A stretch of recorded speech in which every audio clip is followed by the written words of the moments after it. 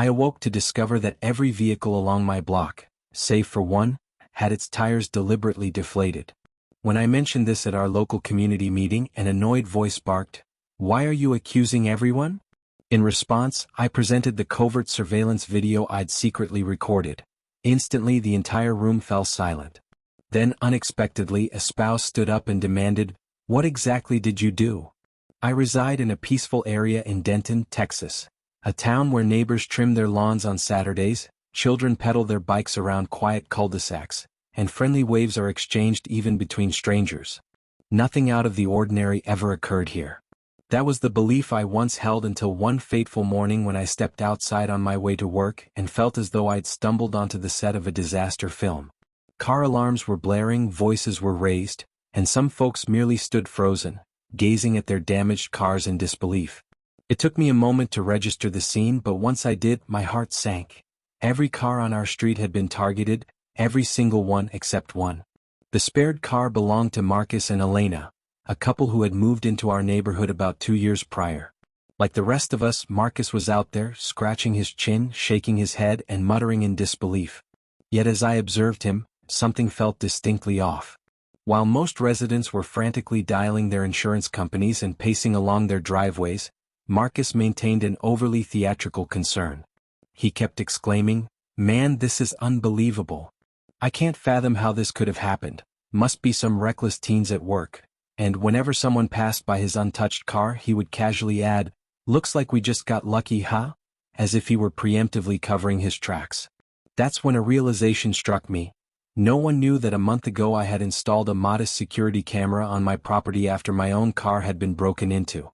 I'd thought that a bit of extra security might come in handy.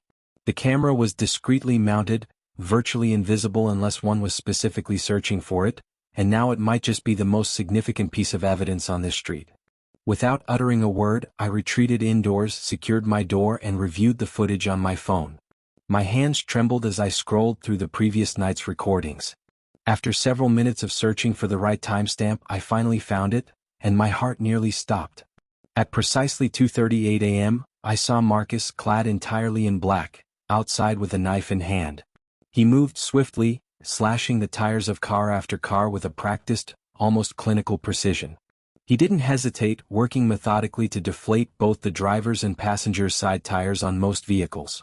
Occasionally he paused to scan his surroundings, ensuring no one was watching, but throughout the ordeal he meticulously avoided his own car. I sat transfixed, my blood boiling.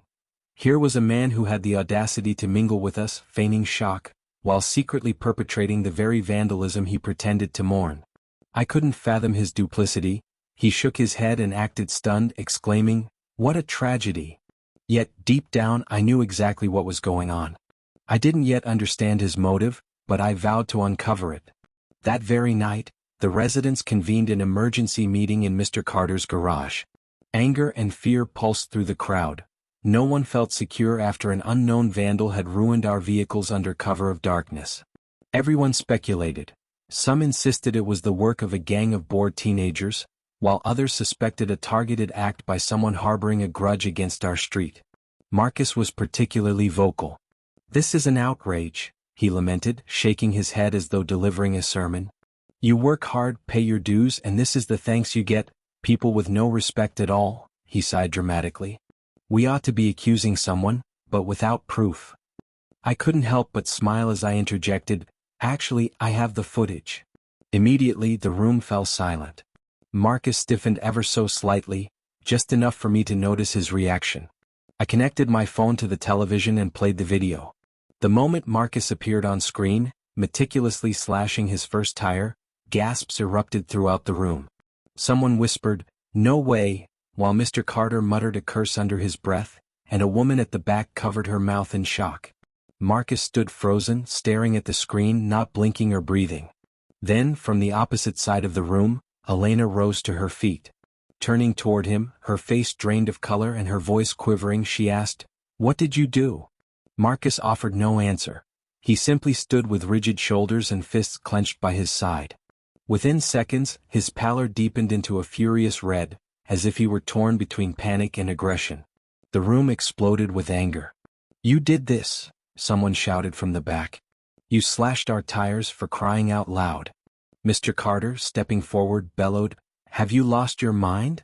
Marcus's mouth opened and closed wordlessly. He cast a pleading look at Elena, as though expecting her to intercede and rescue him, but she no longer met his gaze. Instead, she fixed her eyes on the screen showing her husband stealthily committing the crime. I anticipated a furious outburst from her, perhaps even a public denunciation, yet what unfolded was far stranger.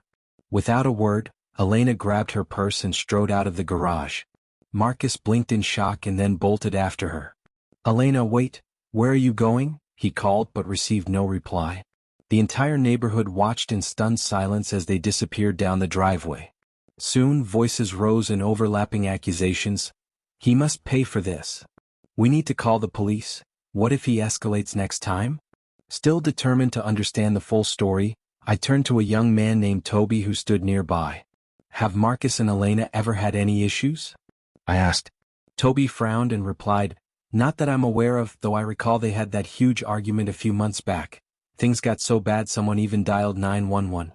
But Elena dismissed it as a misunderstanding. Something didn't add up. I rewound the footage, scrolling back a few minutes before 2:38 a.m. I hadn't examined what transpired before that time, but my curiosity led me to a critical moment at 2:24 a.m. There, Marcus was not alone.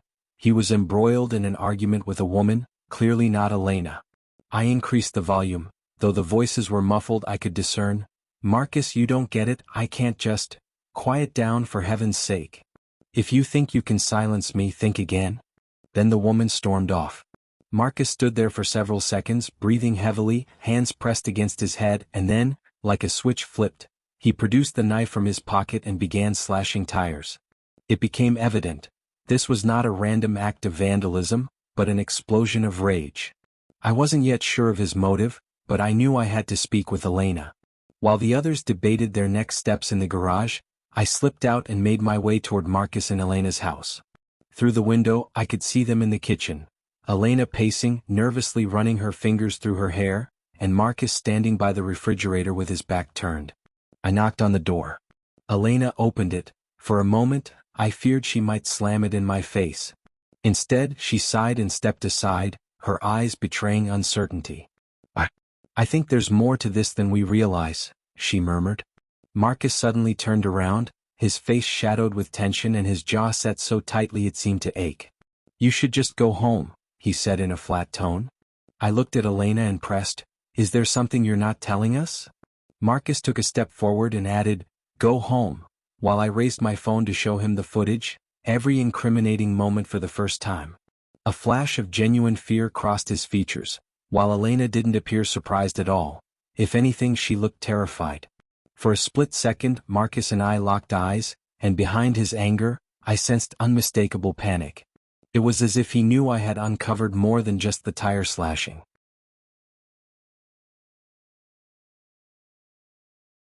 Before I could press further, Elena interposed, "I really think you should leave," her voice trembling.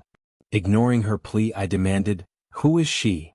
Marcus stiffened, glancing at Elena before meeting my gaze again, his jaw twitching as if on the verge of lashing out. "Nobody," he muttered. "I mean the woman you argued with, the one who stormed off right before you lost control and started slashing tires."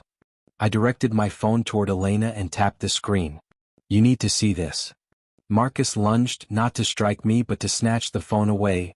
I quickly retracted it, and in the ensuing scuffle he stumbled, colliding with the counter.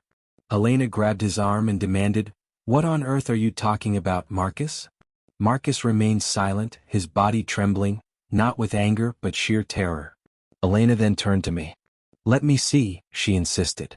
Marcus pivoted toward her, but she ignored his pleading eyes and seized my wrist, tapping the phone to replay the video.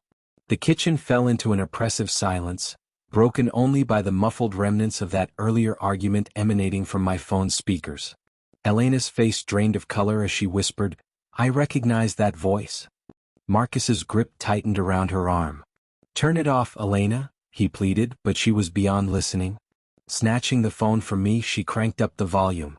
Her breathing became shallow, and then, in a quivering whisper that sent shivers down my spine, she declared, "That's my sister." I blinked in shock. Marcus's fist slammed against the counter with enough force to crack his voice. "You don't understand what you're saying," he sputtered. "Elena, you swore you'd never speak to her again."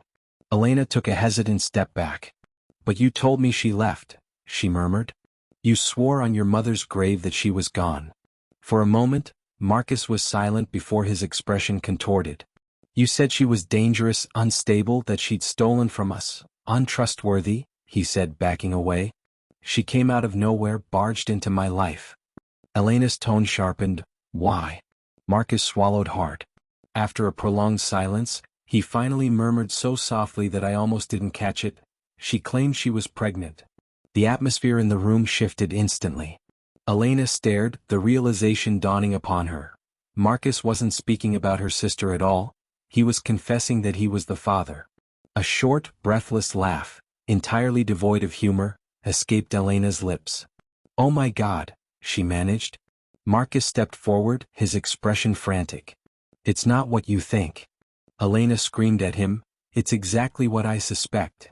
Marcus continued to shake his head as though hoping the truth might somehow vanish. "You're lying, Elena. Last night she showed up, spouting all sorts of wild claims and threatening to expose everything because it's true." He gestured wildly, his voice rising as he added, "She was blackmailing me. I needed money. That's why I slashed every tire, to create a diversion." Elena's voice rose in anger. "Marcus, freeze." It was then that everything began to fall into place. Marcus hadn't simply defaced the tires out of blind fury. He orchestrated it as a smokescreen, a crime elaborate enough to shift the focus away from the real transgression that occurred that night. He needed everyone to believe that some random miscreant had been at work, masking the truth that his mistress, his wife's very own sister, had been present. He intended to bury the evidence before Elena could learn of it.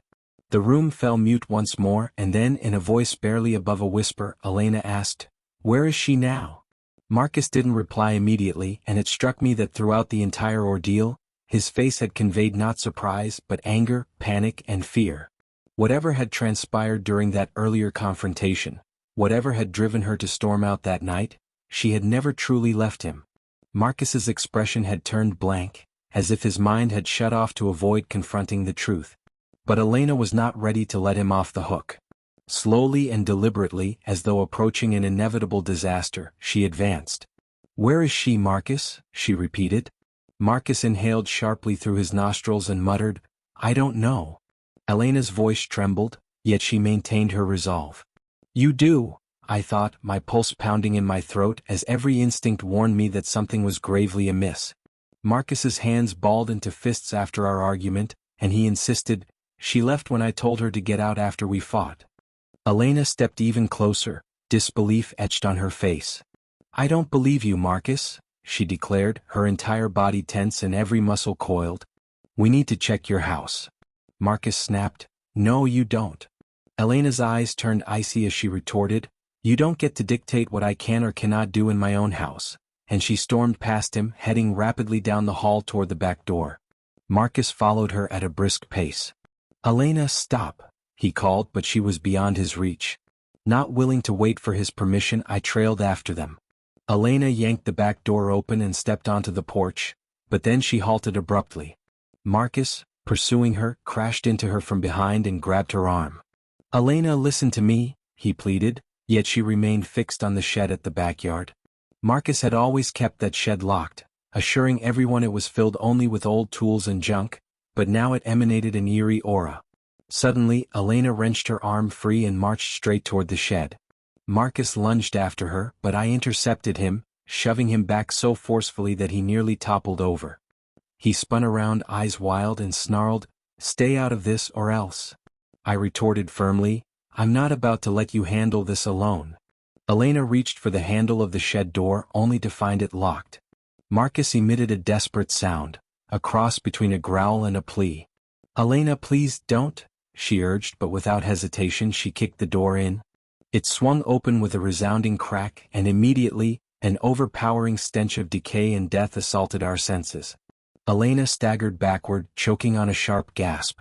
I pulled my shirt over my nose, heart pounding furiously as inside the shed, half hidden beneath a tarp, lay the rotting body of her sister. Elena screamed, and Marcus collapsed onto his knees, his hands tangled in his hair as he rocked unsteadily, as if trying to vanish from reality. I stood frozen, stomach twisting in horror, struggling to comprehend what I was witnessing. Neighbors soon arrived, some gagging, others crying, and a few hastily dialing the police. Marcus, however, did not flee. He remained seated, shivering uncontrollably as officers arrived. In a blur of flashing lights, sirens, and tearful neighbors, Marcus was dragged to his feet and cuffed, his expression eerily blank as if he were no longer present. The detective requested my footage, and I surrendered my phone without hesitation. They hauled Marcus into the squad car while Elena, tears streaming down her face, stood silently by, unspeaking even as her sister's body was carried out and later as the police took her in for questioning. Despite the neighbors' attempts to console her, she simply stared at the ground, her whole body trembling. That night, sleep eluded me as I sat alone, repeatedly rewatching the footage, striving to understand the unfathomable events. Eventually, the truth became undeniable. Marcus hadn't vandalized our tires out of mere anger.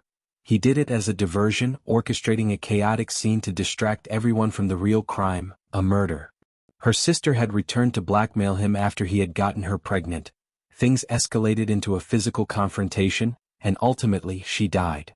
Instead of reporting her disappearance, he concealed the body, staging the tire slashing to deflect suspicion from his own doorstep. And for a time, it nearly worked. Elena moved out 2 weeks later and I never saw her again. Marcus was ultimately convicted of second-degree murder. I still reside in the same house on the same street. The shed is long gone, and nature has reclaimed the spot where her sister's body was discovered. Neighbors now speak of it only in hushed tones, and even the most harrowing nightmares eventually fade. Yet on certain late nights as I walk to my car, I can still hear Elena's scream echoing in my mind, a sound that I fear will haunt me forever.